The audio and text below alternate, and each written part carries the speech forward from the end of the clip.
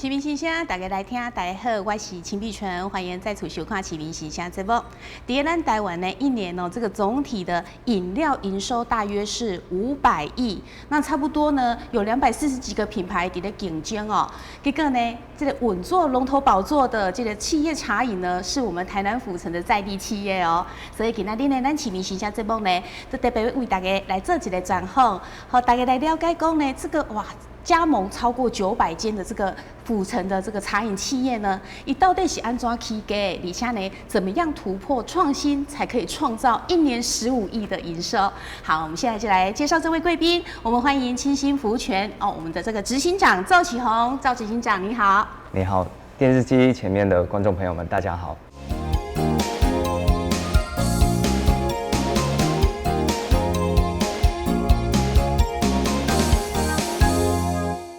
好，启宏你好，好年轻哦，而且长得很帅哎，大家会说哇，这么大的一间企业，这个执行长这么年轻这么帅。好，那我们一开始呢，你怎么样来介绍你们这个清新福全企业？我们要听听看你怎么说哦。好，其实我们清新福全，其实因为成立在1987年，那其实也是很早就创立的一个饮料品牌。对。那早期其实我们这个叫做泡沫红茶，现在我们称叫手摇饮料。对啊。那其实，在那时候，泡沫红茶算是一种那种接盛起楼比大那个对啊。然后其实当初在那个创业，其实我爸爸妈妈其实都还蛮辛苦的，因为我们第一天的营业额只卖了380块。哦。对，真的是真的是苦撑，然后爸爸妈妈都是很努力的去做这个品牌，把它经营起来的这样子。对。那其实我们就是我爷爷奶奶都是那个澎湖人啊。所以就是其实我们就是怎么讲，就是跟南部的朋友们一样，就是其实都是还蛮怎么讲，就是卡黑了。比较实在，比较老实啊，就是做好的事情，我们也不会去讲这样子。那只是说到现在，我们就是年轻这一辈起来，就是要接这个品牌，就觉得说，我们有做的东西，就应该要就是让更多的朋友去了解就是我们做了什么，这个品牌就是才可以维持到现在这样子。对，所以你这个1987年。是开始创立的时候，爸爸那阵在经营哦，就是像你讲的，兰博郎他勾引啊，然后做什么事情都是点点嘛者，默默的付出，然后就是有做就好，要好，可是有用心在做。但是到了你们年轻这一代在经营的时候就不一样，因为现在的世代啊，经过30几年，哇，变成讲究的是行销跟创意嘛，对不对？东车喜，你爸爸那时候为什么一开始我知道那个时候啊，很流行这个什么泡沫绿茶、泡沫红茶，然后你爸爸那时候为什么会想要开这个店呢？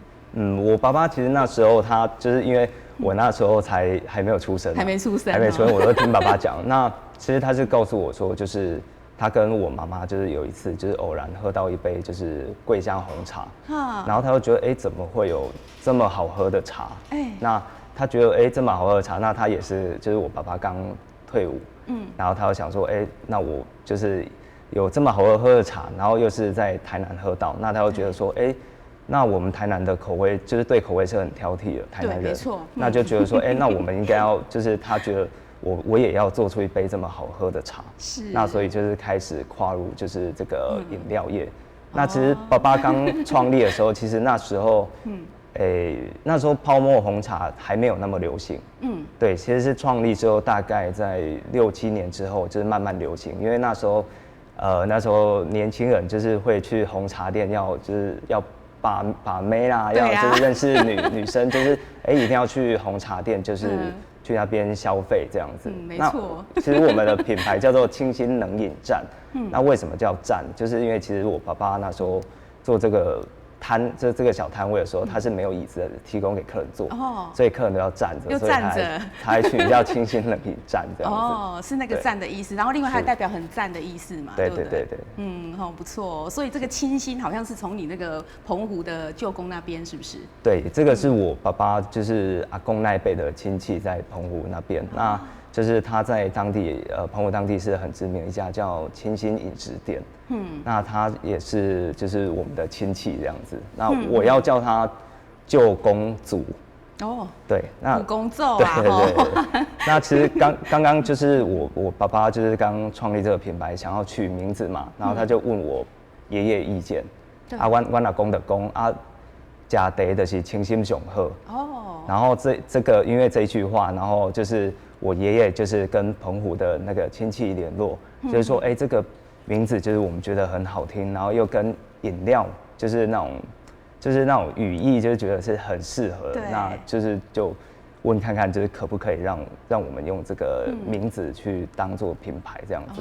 那时候就答应，然后就是开始沿用这个清新，所以就用清新能饮赞。那我们知道说，其实这个名字要取得好哈，后面这个生意才会好。然后后来呢，大家都有一些仿冒跑出来耶，对不对？因为做得太好了。对，那时候就是还蛮多，就是叫精心啊、清新啊，然后就是多一撇少一画怎么样，就是很多各种都有。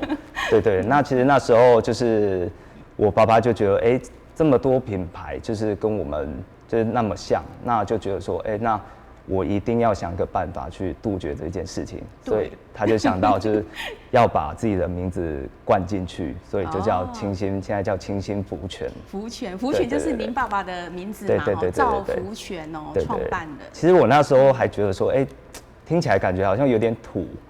但是其实后来想想也不会，因为其实世界上很多知名的品牌，不管是汽车、服饰什么，他们都还是就是把创办人的这个名字加进去。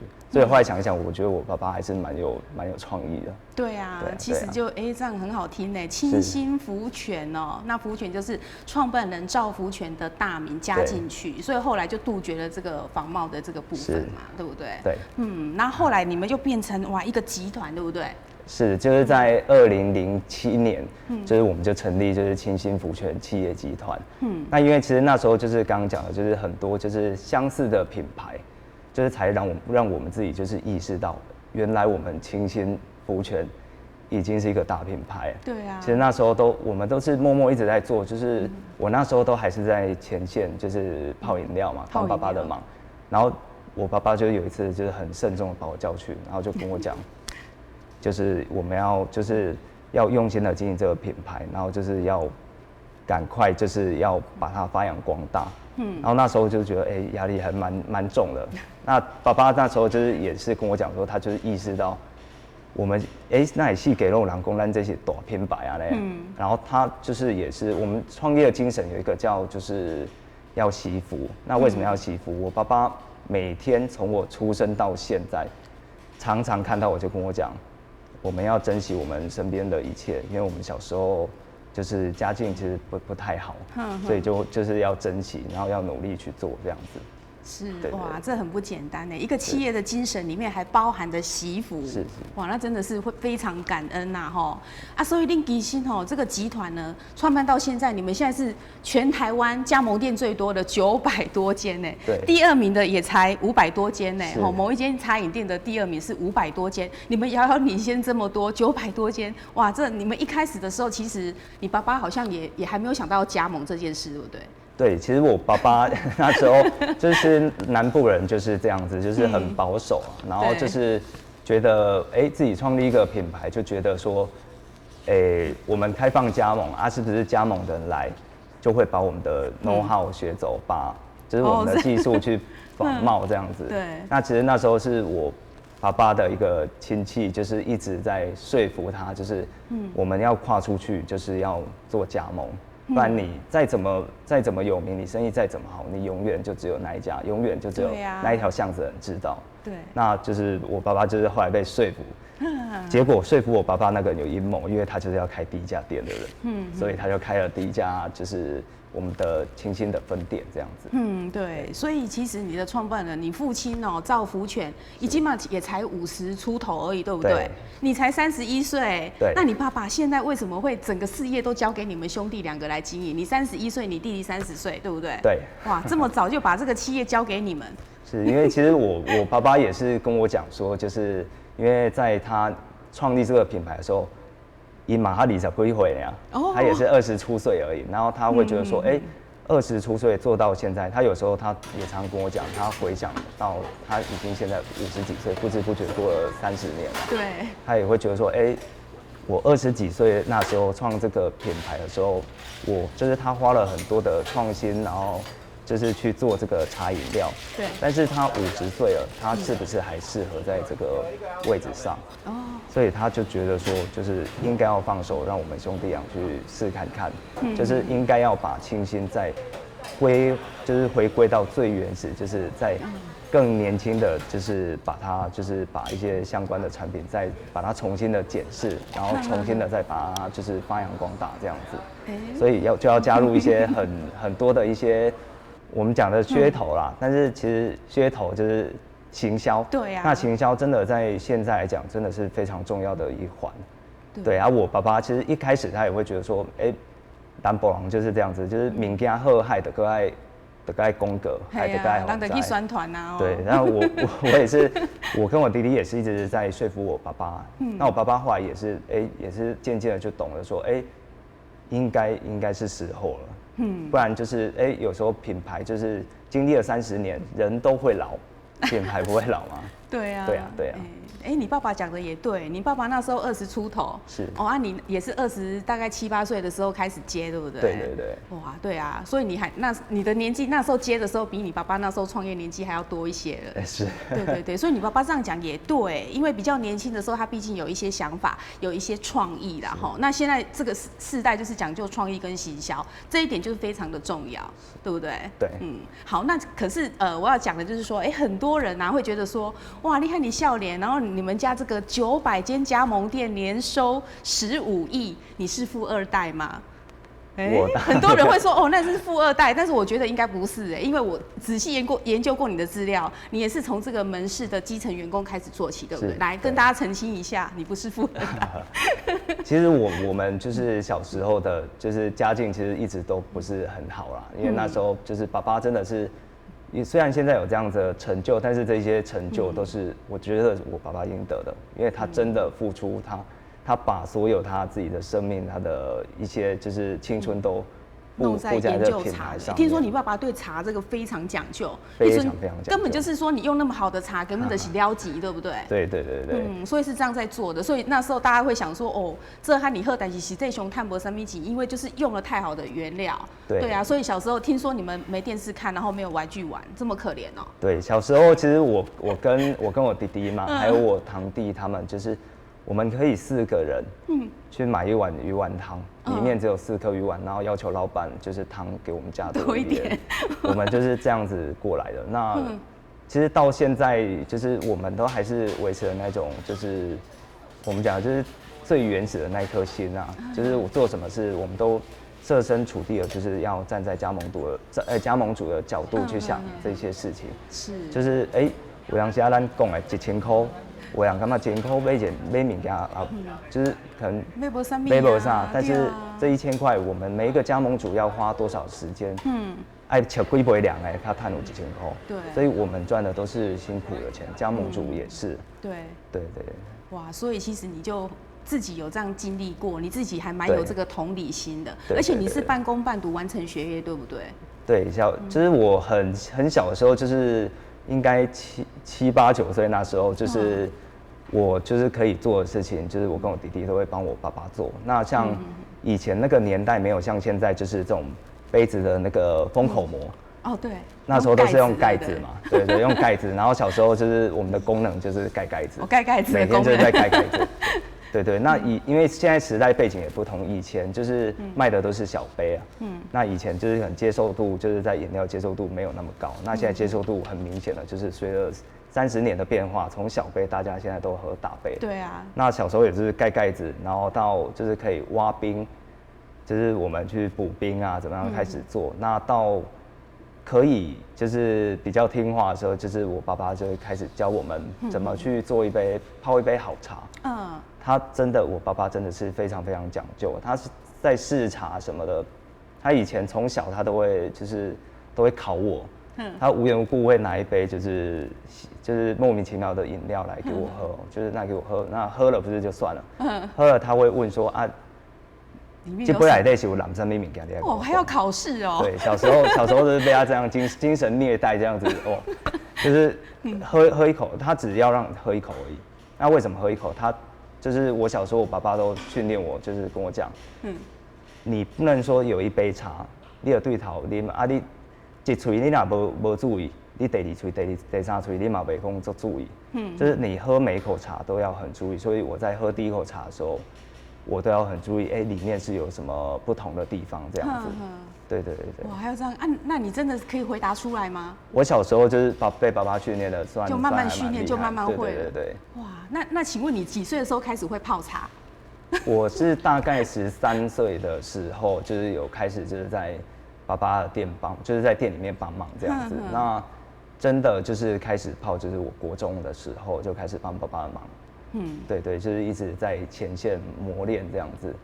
那其实一开始就是年轻的时候都会觉得，为什么我未来的路就是好像我爸爸已经帮我定好一条轨道，就是一定要走茶饮这个条路。对，我就是要顺着这样走。但是年轻人会不服。我在我以前那个年纪，我也是会觉得说，为什么要这样子？我有想做的事情又怎么样？但是我爸爸都会讲说，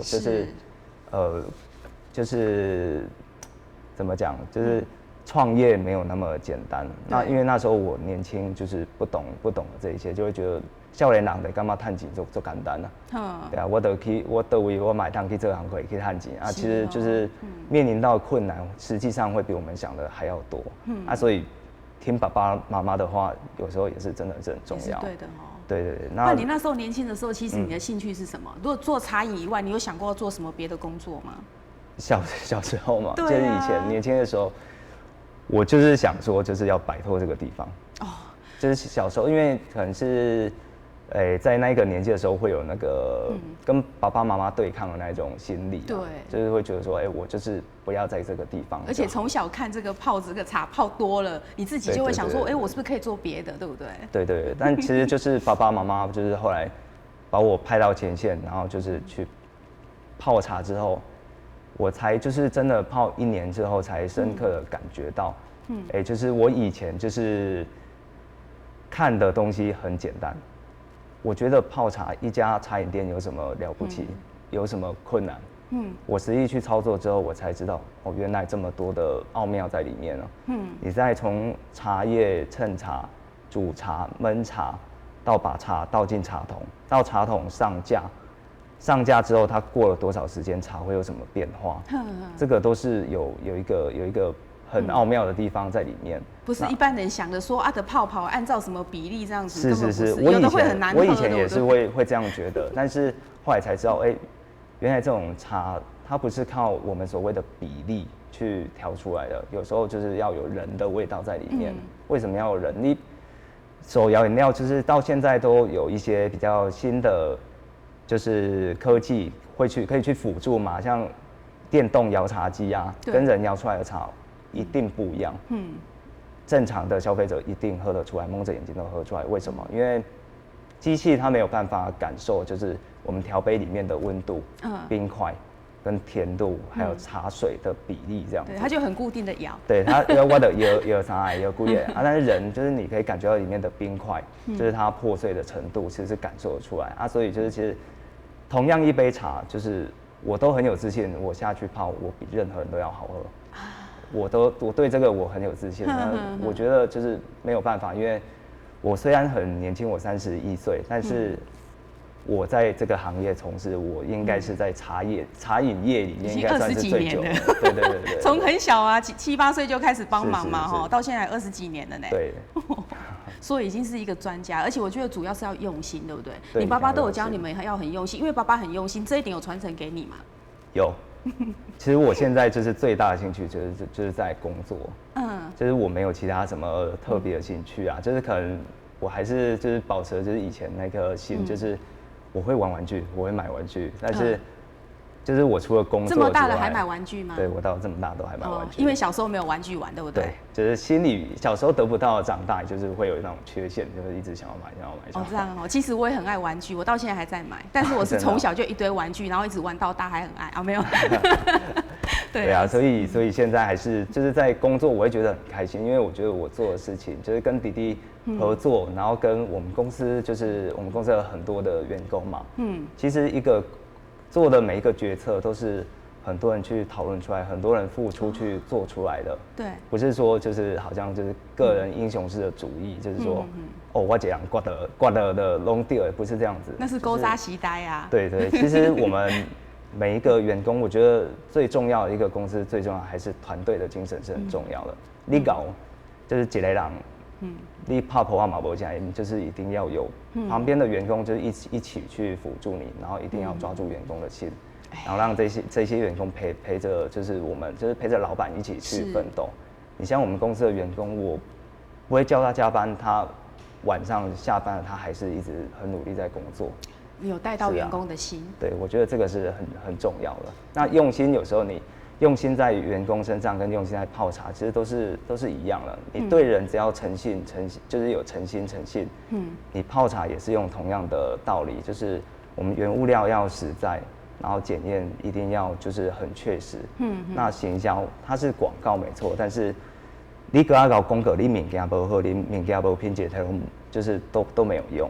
对，没错，这个都是我爸爸就是从我小时候就是一直在教导我的事情。对。那我们知道说你也是这个企管系的硕士，对不对？高材生呢？那你读到这个企管系，其实对你的这个企业经营也有很有帮助，对不对？其实读书真的是很有帮助，因为我是一个活生生的例子啊，所以我也要告诉很好的见证观众们，就是真的读书真的很重要。因为我小时候我从小学到国中、高中，我的成绩都是排班上最后一名，或者是倒数第二。真的吗？真的。为什么？你不喜欢读书吗？就是小时候不喜欢读书。小时候不喜欢读。对，不喜欢读书。那不喜欢读书就是。可能记忆力不好啊，什么就是不喜欢读书啊，就是小时候，但是也是因为这样，我觉得就是小时候不喜欢读书，所以我爸爸就是才培养，就是我一定要先去泡茶。我要先去接专长啊。对，要考这力的起来去这行课，就是小时候我爸爸这样讲，然后也是这样子。我觉得有时候不同的路啦，有时候你先从读书去领悟，跟从那个就是工作去领悟都一样，但是我就是从工作去领悟。那后来就是进了公司，就是一开始是咱们前线就是泡饮料、泡茶之后，然后慢慢到公司去帮忙，才知道就是读书的重要就是在这边。要领导那么多人，对啊，别人在算一个东西，他一下要算出来，但是我要算很久，我要花费比别人5倍或是10倍的努力，我才有办法做到同样的事情。是，这个就是我很后悔，就是以前没有好好的念书就是后来就是在就是我们公司主管。就是跟爸爸妈妈鼓励，就是我去进修，然后就是去读书之后，就是读书很重要，然后认识了一些就是相关的企业的经营的，就是同学，就是让我真的学到很多东西，然后也去学到怎么去管理就是一个公司，因为有时候书是死的，但是人是活的。对，就是还蛮重要的。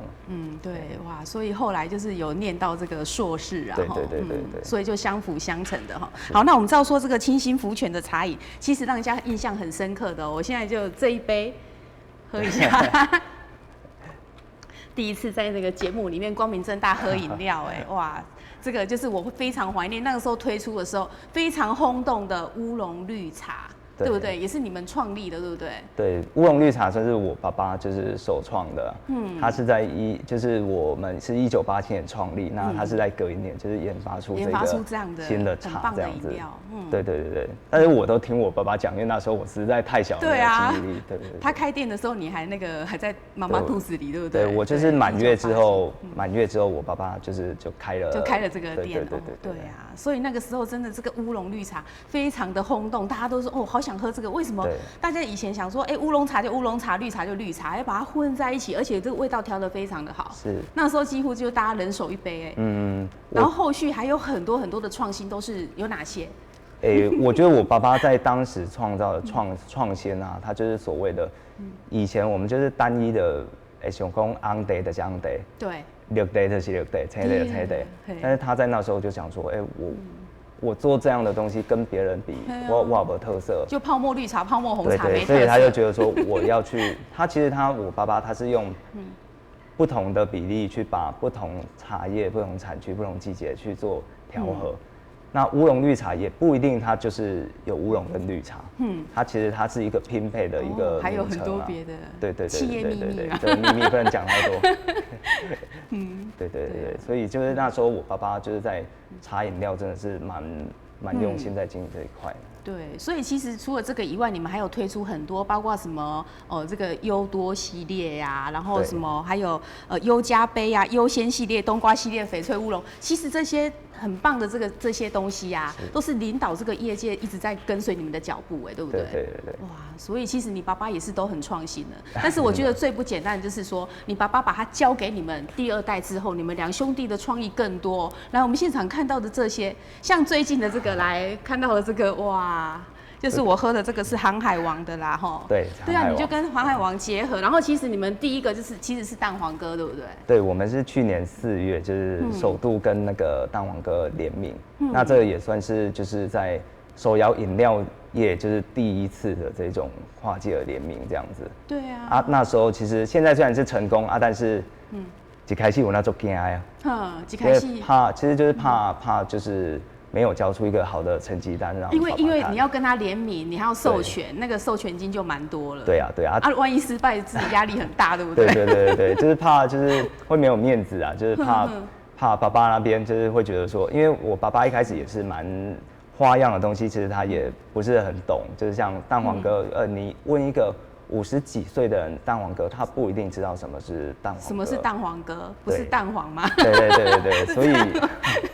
那时候跟爸爸讨论这个，其实他一开始也是觉得跨不啊，然后那时候就是跟弟弟一起联手，就是一直就是说服爸爸，然后说啊，得喝啉的喝，想要用一个什么蛋黄哥啊，对，说服爸爸啊，爸爸其实那时候他也是聊天的过程中，就是每天聊天的过程中啊，他就是有一点就是回到以前他年轻的时候那种感觉，他就会想说啊，依照。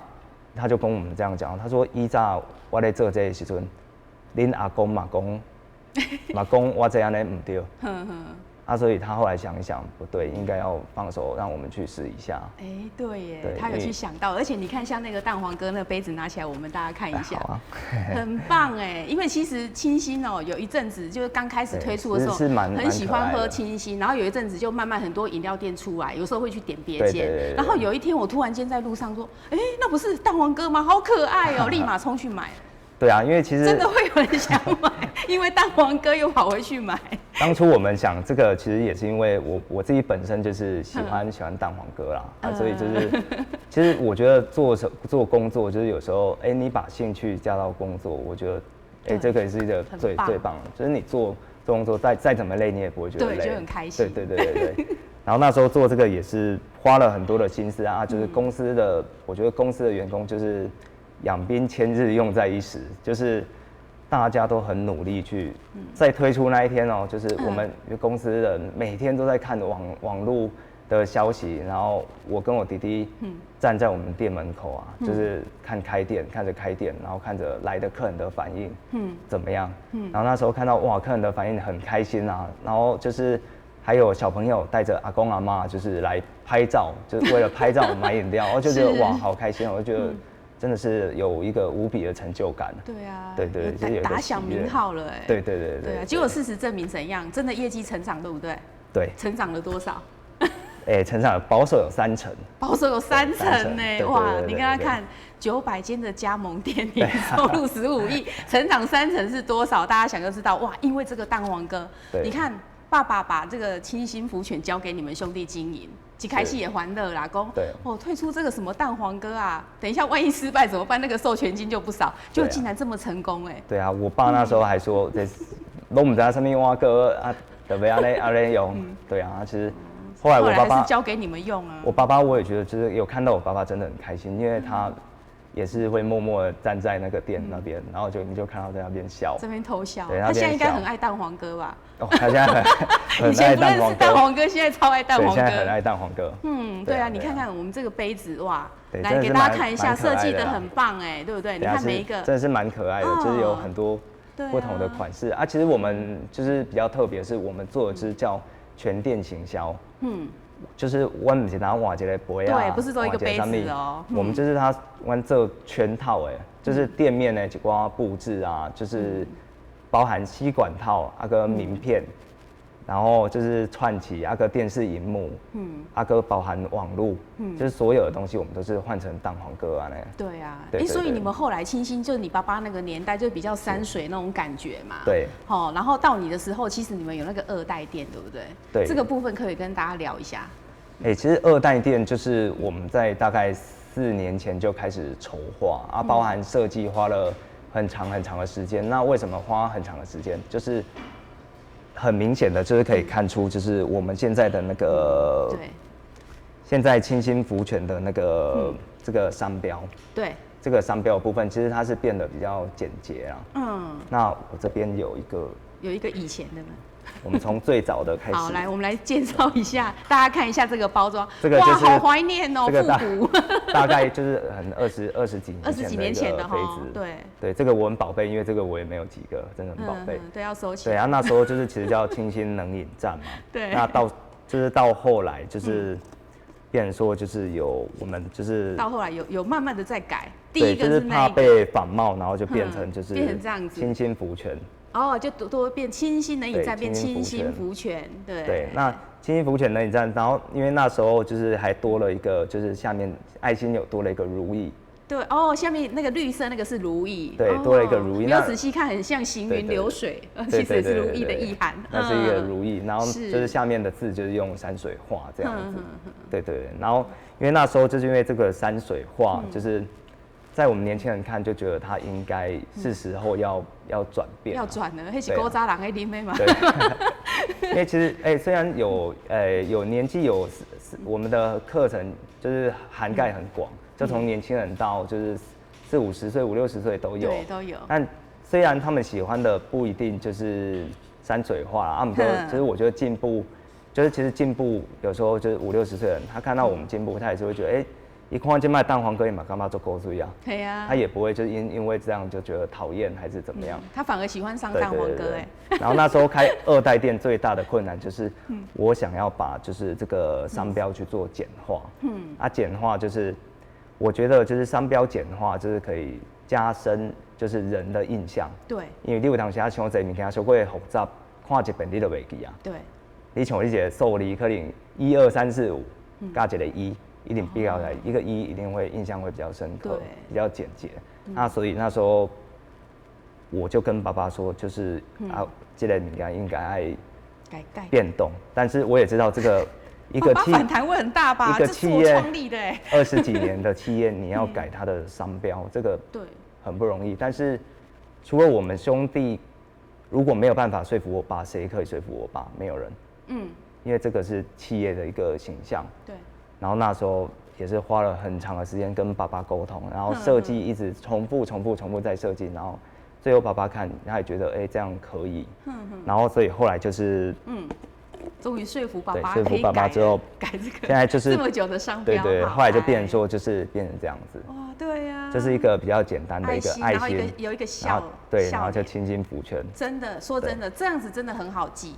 对，就企业形象整个出来，就是简单明了，然后再来就是这个微笑就变成说，你不用看到爱心的形体，你只要看到这个微笑就知道是我们清新，对，直接联想到清新。对，其实我觉得这个还是，还蛮大一个转变的所以从杯子，我们一开始从杯子开始试，博雅起轨料，开始就是店面的一个更新，店面的更新就是那时候我们就是我觉得我们加盟主。就是有一些新的加盟主他也是蛮赞同我们的。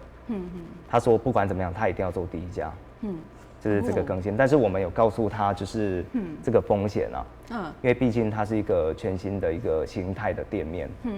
然后那时候他就是不管我就是要做，因为我要做第一类就对了。然后那时候就觉得很多人看好是，然后从山水画就是我们开始在研究，我们要把我们以前就有就是那一种。古老的那种元素，我想要把它拉出来到现代的元素。所以我们现在的2代店就是用了很多的原木，然后跟不锈钢，然后跟绿色，还有红色。那红色当然就是代表我们的爱心嘛。绿色就是我们从以前到现在的一个企业的形象，就是绿色企业形象。是。那再来就是不锈钢。不锈钢就是我们就是1987年到现在8台都是不锈钢的。那不锈钢以前看习惯，就是突然间不见，就是我自己也觉得怪怪的，所以那时候还是维持了就是不锈钢的这个颜色在2代的店面。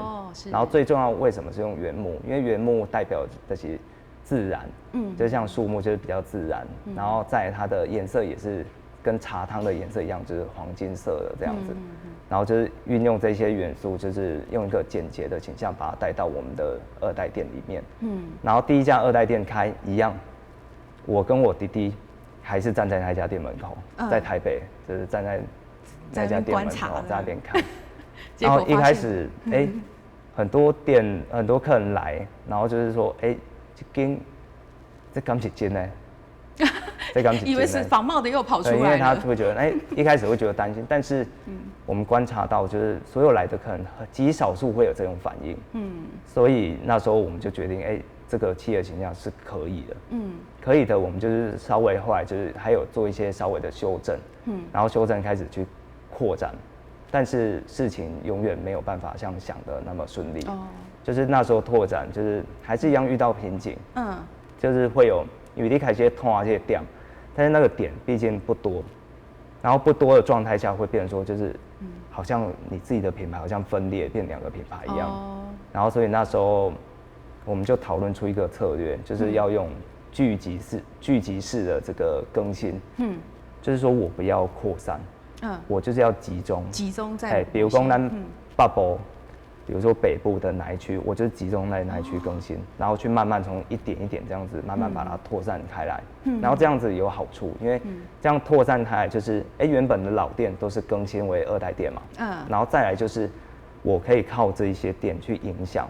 还没有更新的店家，因为有更新的店家，他会讲好不好，他最清楚啦。更新料我要就给多少，给多少，他们私底下会去传，所以我们就是这样子成功拓展到现在，就是因为我们的店数比较多，我们大概现在912家，对，那现在大概拓展到已经快700-800家，都已经是2代店了，对，所以剩下这些店也是马上就是会全部把它。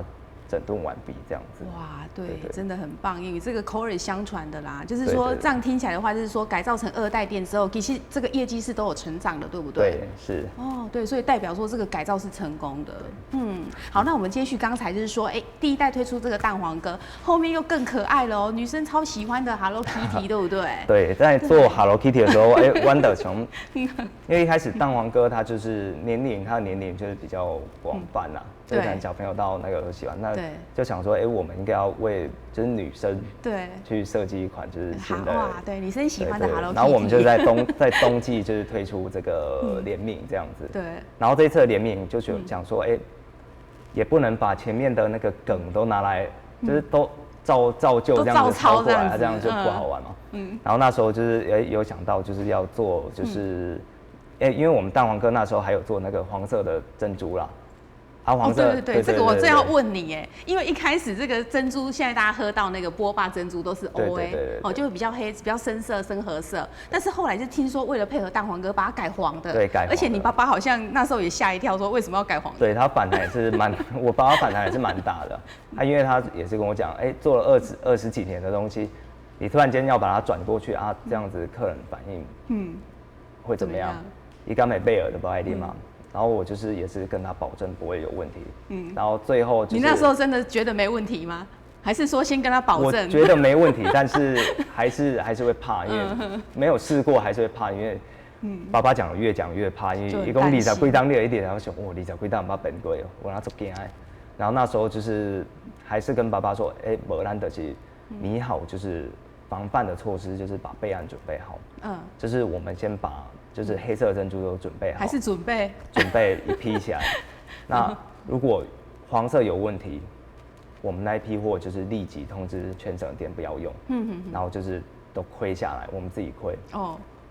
然后但是那亏当然是就是100多万的货，然后我也会觉得说，就是100多万但是我觉得就是要试啊，所以后来我弟弟也是一直就是他也是一直在后面就是推我这样子，就是觉得说就是要一起把它弄起来、所以我觉得兄弟齐心也是很重要。对啊，就是他推我，然后就觉得要不然就不行，就是做什么事有时候想太多，然后思绪太多，想的再怎么缜密，有时候现实跟你感觉行为是不赶快的。对啊。然后有时候成功还是需要一点冲动，真的。你没有下去做，怎么知道会不会成功？啊、至少他不会失败到哪里去啊，就至少就是我有备案。对。然后那时候就决定跟我爸爸讲，爸爸也同意，因为有备案，我爸爸就同意的。然后就这样子做下去，然后做下去之后，我们珍珠的量大概翻了3倍。哇，你看大成功3倍。对，我爸爸也是一直到现在，有时候都会跟朋友讲啊，听到朋友讲，我爸爸是一个不称赞我们家的，没家己保好生的，对，他不是那一种人所以听到爸爸跟朋友讲，就知道他在分享，就觉得好开心了，就爸爸终于有认同我们做这种事这样子。对啊，因为事实证明你们是对的啊。对，业绩什么每次做什么都翻3倍，哇，看3乘3倍，好厉害哦。所以后来做那个就是 Kitty 嘛，对，做 Kitty 的时候，那时候我们也是在网络上先宣传说，我们在几月几号就是正式要跟 Kitty 联名哦。但是我们就是已经有想好，因为只要一公布联名，网友的想法很多，他都会涌在那个，就是会放在网络上面。是。他就开始说，会不会珍珠又变粉红色？我想我早就想到这个问题，所以绝对不可以用同样的梗去做。不要被人家想到，对，所以我们后来就出了一个叫粉条。粉条就是真的是粉红色，为什么是粉红色的？是被搭配 Kitty 的粉红，而且我下面用荤条，因为荤条它也是我们台湾早期就是很多长辈喜欢的一种料啊。对。然后就讲说，我们应该要把就是手摇饮料以前的元素把它拉回到现在，不要让现在年轻人忘了以前那个味道这样子。然后所以就做了就是一个季节限定的一个粉条。然后真的很多女生真的蛮喜欢的，对啊，就是你看到好多女生来买，然后就拍照啊上传，就觉得好开心哦。然后我们同时也推出就是这种新鲜的，就是跟半家家酒杯垫啊，就是杯垫啊，哇，雪杯垫超可爱的，对啊。然后还有跟就是做这个恰好瓶，就是我们的那个环保瓶啊，是，对，就是联名做一个环保瓶这样子，对。所以这周边商品其实也都卖得很好，对不对？对啊。那我们也同时也有做，就是在 Kitty 更之前，其实还有做就是一系列就是保温的杯套。对。那保温的杯套主要的是被因应就是我们一直在讲的环保议题，是，就是说不管是环保杯，这是我们新推出三个颜色的那个环保杯，然后这个杯套就是我们现在不是都有那个苏卡罗爱玲瓦付费嘛？对啊。那我觉得这个是美意啊，就是确实就是我们要珍惜地球资源，支持环保，对。对，那时候就是我们提前因应，就是做了就是跟台湾的插画家吉米，就是去联名这3款的那个保温袋。对啊，很棒对。那时候又环保又好看。对，而且重点是他也是台湾的设计师。对。因为那时候会觉得，你跟国外的联名，那有时候也是要。就是跟台湾，我觉得我们再怎么讲也是台南的一个企业，那也希望跟我们台湾当地的一个插画家去做合作，支持一下我们台湾艺术家。对，哇，真的很棒哇，所以就是说每次的其实就有联名，但是这个创意都不太一样。好，那我们这次最新的来这个活动里面是推出这个航海王。那像我这个就是里面考古学家罗宾嘛，然后你的那一杯刚好就是音乐家布鲁克。对，你看我在看航海王，真的。其实我也蛮喜欢这个卡通的，这真的很棒对，而且这个年龄层也是很广泛，有的来买我们饮料，好像就是阿伯阿公哦。他说他有在看，也有在看这个卡通，真的很多人在看，所以你挑对了。为什么会挑航海王？你也喜欢？其实我只看过少部分，但是我喜欢，我也喜欢。然后再来就是说，我们现在所做的事情的，其实因为再怎么，我们现在目前是台湾手摇饮料就是连锁数目比较多啊，但是连锁数目多，在现代来讲，不一定是一个优势，因为你就会。你也没遗憾啊，你细给公文，你也没遗憾。对，有一些很限量、很少的，人家就会很稀奇来吃喝。对，因为现在你像很多名产什么，一定要隐身在巷子里面那种才会排队，就是这样子。哦，对，因为遗憾，然后一间爱做嘛，做不偌多量安尼，这样人家才会去抢。那时候也是想说，我们做一定要做跟别的品牌不一样，一定要做别人做不到的。我觉得这个是最重要的。就是我想要做手摇饮，我们想要做就是冲在前面的人，而且我想要让后面的人追不到。对，所以我们选了航海王。为什么选航海王？因为一起剩动漫界的一个，对，它也是算一个指标世界性的，它是一个世界性的一个指标这样子。对，没错。对，所以就是当初就是才拼了命也要把这个航海王就是把它谈回来这样子。哦，对，也是花很多时间。真的也是很困难的。对，而且我们不只做了就是全店的行销，我们也是做了很多，还有一些相关的，就是加价购的商品，那也包含就是环保杯、环保造型杯啊，就是有这个鲁夫造型跟乔巴造型这样子，好可爱。对，然后还有一些店面的布置，然后最后还有一些就是可爱的那个杯原子。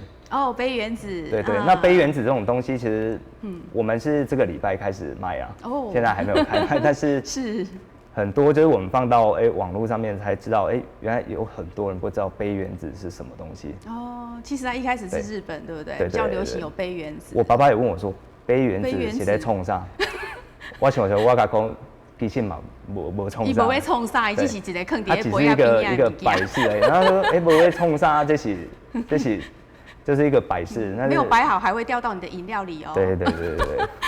但是这个就是一个流行，然后就是我们现在讲的就是疗愈啊。对。疗愈就是喝饮料的是被用放轻松。没错。就是你工作之余紧张什么，喝饮料你就觉得心情愉悦嘛。对啊，所以就是我们就是也要放一些疗愈的东西在那个办公室。现在有很多上班族就是摆这个在办公室，有时候连我们自己公司的人摆这个在办公室里面啊，有时候。你就会看到他在看这个公仔，然后在那边傻笑，他就会觉得就是很可爱，不知道为什么就在那边傻笑。其实他在疗愈心情，对，让自己更有工作的动力。对，这个可以让心情变好。对，而且我们这个每一个，因为这个是航海王，就是全宇宙首次跟手摇饮料联名，哇！所以我们上面就是每一个人物，就是都有做那个跟饮料的结合，哇！包含就是有的是。就是咬一个茶叶啦，拿着一个珍珠之类的东西，对，而且做的好精致哦。对，这个公仔真的是类似公仔的东西，杯原子真的值得收藏哇。对，我们就做杯原子，然后还有吸管夹这样子。哇，吸管夹好可爱，真的做的很精致。对，而且它抱着我们的品牌。对，我觉得你们的东西就是说，虽然就有联名，但是而且你们的东西其实都做的很精致，你很要求那个品质，对不对？对，因为品质，我觉得就是像加盟店一样啊，就是有时候，怎么讲？你有好的原料，但是你的服务态度上面，黑马兄是品质啊，品质有时候是有形，有时候是无形。他们要求嘛？对，这个我们都是一直都在改进，因为永远都没有最好。对，我们也是一直都在改进，一直在进步啊！现在有做，一定会有进步，这个都是我们一直秉持的一个心态，这样子。对。那其实你们的创新除了这些以外，我们知道还有这个隐藏版的饮料，对不对？对，这个也是很轰动哎。对，隐藏版在去年就是真的是大爆红，因为连我自己看的那个报表，我自己都吓到了，都吓一跳。那这个。是一个很有趣，因为我觉得它是有一个故事性，因为他是一个网友，他自己去买了一个，去我们的店买了一个饮品，然后他自己想要求他要怎么弄这样，就不是你们菜单上面的。对，所以他这样子去买回去，然后他喝了。这样你们还会帮他做的？那一开始还可以这样做？对啊，就是我们讲求就是客制化，这么好。然后他就买回去之后，他就是在网络上分享他试喝的心得。然后分享试喝的心得，他觉得真的很好喝。然后而且重点是，它是菜单没有的。对。所以这个遗憾啦。对啊。因为没这个物件嘛。然后就是网络就开始在传开始在传这个，真的有这个东西吗？真的有吗？然后就开始就是一堆网友开始在灌这个人的就是网页这样子，然后开始就是有媒体报道，那媒体报道，一开始还有就是网友跳出来说业配文，而且你开几杯功德，对啊，会想说是这样。然后当事人啊，他那个当事人他还自己跳出来澄清说，我保证这个不是业配文，这个是我自己亲身的经历，只是我也没有想到为什么会变这么红。对，那他红起来之后，我弟弟在这件事他是一个主要的推手，因为他那时候他一杯饮料，其实他如果，他就是加了很多种的料，里面有珍珠啦，有鲜奶，有普洱茶，跟有蜂蜜，然后这一些就是很营养的东西，然后我弟弟就是有想要把它做就是渐层，就是当成一个就是外观一定要好看，一定要漂亮，然后所以他要做渐层，然后他在看到这个事情，就是在网络看到延烧这个事情的时候，他马上就是跟我说，咱来跟得去，就是看这个要怎么做才会漂亮。然后做得漂亮之后，他就赶快第二天就赶快把这些通知赶快发给加盟店。现在有隐藏版这三个字的东西，现在是有了。然后所以现在这个隐藏版也变成是我们正式菜单的一个东西。那它的名字就叫隐藏版。哦，就叫隐藏版的哦，所以现在大家都买得到隐藏版。对，隐藏版。那一开始真的真的是疯到什么程度？每一个客人来都是要隐藏版，然后来，你就会看客人在店前面来扭扭捏捏，因为讲不出嘴音，然后这拿接那样给。对啊，然后讲唔对老后来我们店员都会直接跟他说，刚起杯隐藏版，然后说哦，对，然后卖拍谁啊来啊，然后就是就开始那个，然后渐渐就是越来越多人知道，所以他现在也变成我们一个主力的商品这样子。对啊，爆红的隐藏版，爆红的哇，这大家都会很想去喝喝看。对。哇，所以其实除了这些创新以外，我们知道说，其实一开始哦，像我们在喝这个以前喝泡沫绿茶、泡沫红茶的时候，它就是差不多一样的甜分跟那个冰块的。对。然后是从你们这个清新福泉开始有多少糖、多少冰可以选，对不对？哦，对。哇。因为其实那时候是，应该讲，因为我们第一家店是在那个金华路那边，然后是接近那个安平工业区，然后安平工业区就是里面，那时候台湾经济起飞嘛，所以就是很多工人，就是他都是熬夜，就是连班在做，就是做他的工作，这样很辛苦。那所以我们那时候开在那边，就是他那些工人他需要这些饮料，但是他要的饮料有几个要求，就是一定要冰。要冰，一定要甜，一定要冰，一定要甜。对，那甜，因为他喝糖，它可以补充他的体力，对，它可以补充他的体力，也可以让他比较就是心情比较愉悦这样子。然后，所以我们的在最原始的冰块跟甜度确实都是比较高。那冰块甜度比较高的状态下，问题是别人喝不习惯，就是一般的上班有的人不想喝那么甜嘛，所以就开始有五阶的什么少冰啦、微冰、去冰，然后跟那个甜度的调整。然后调整也是越来越细啊。以前当我正常甜、少糖、半糖、微糖，对，现在是从1分糖到10分糖都可以选这样子，就是一个世代的不同，就客制化，真的很贴心。对，那因为其实以前就是很多网友也是一直给我们指教啊，我们现在也是都会去观察，就是网络的动向，因为网络的动向就是现在年轻人心里面在想什么，你就看那边就对了。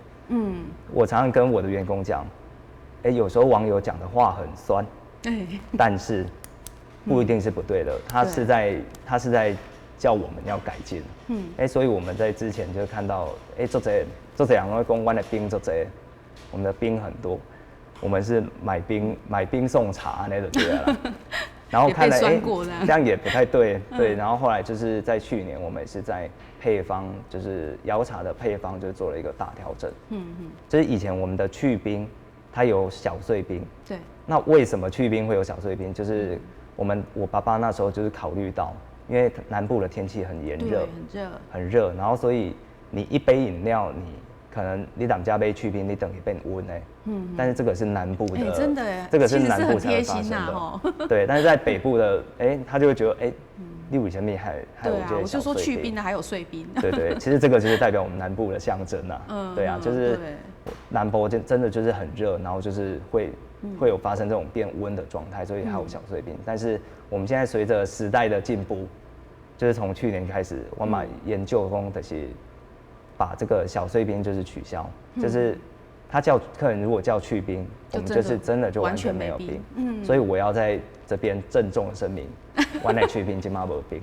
对，如果有冰可以跟客人要求，可以跟那个店员要求。是。对。哇，好棒！哇，我今天访问你到现在，我突然觉得说，哇，包括你的创办人、你的爸爸跟你们，其实对这个你们的茶饮呢、你们的企业的服务，还有你们所有的品质都非常要求。然后重点是说，你爸爸交给你们第2代之后，真的有创新，然后创新之后呢，都还成功哦，而且就是引领业界。然后变成说你们这个业绩都持续成长。好，那你对你们的未来有什么期许？还有没有什么其他？可能我在想，你后面应该还会有陆陆续续很多不同的创意出现，对不对？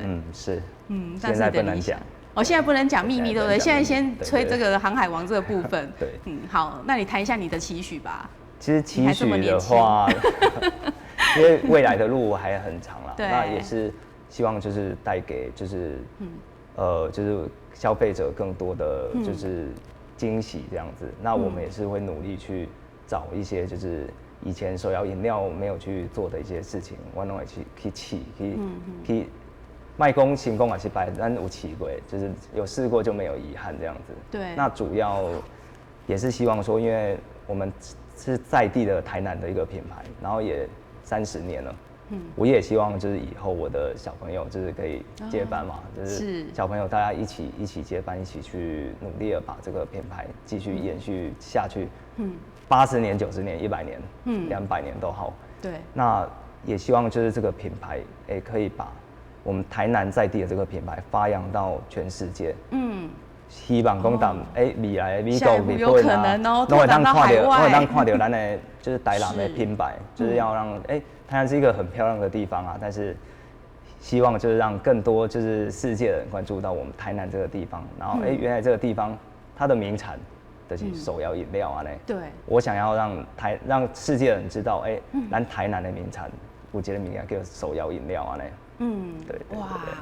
真的很棒哇！现在这个拥有呢900多间的这个加盟店，喜咱呼峡在地企业的也是我们府城之光哇！那我们刚才听到这个启宏这样讲要把它拓展到全世界，我们也非常的期待，因为这样会变成世界之光。对啊。那我们从今天的访问呢，其实可以知道说，一个企业要这么成功真的不简单，不是说随随便便就可以这样子成功的。他有他的坚持，他有他的诚信，他有惜福，他有对他这个企业的责任，然后还最重要就是说后面呢这个接班人他还非常的有创意耶。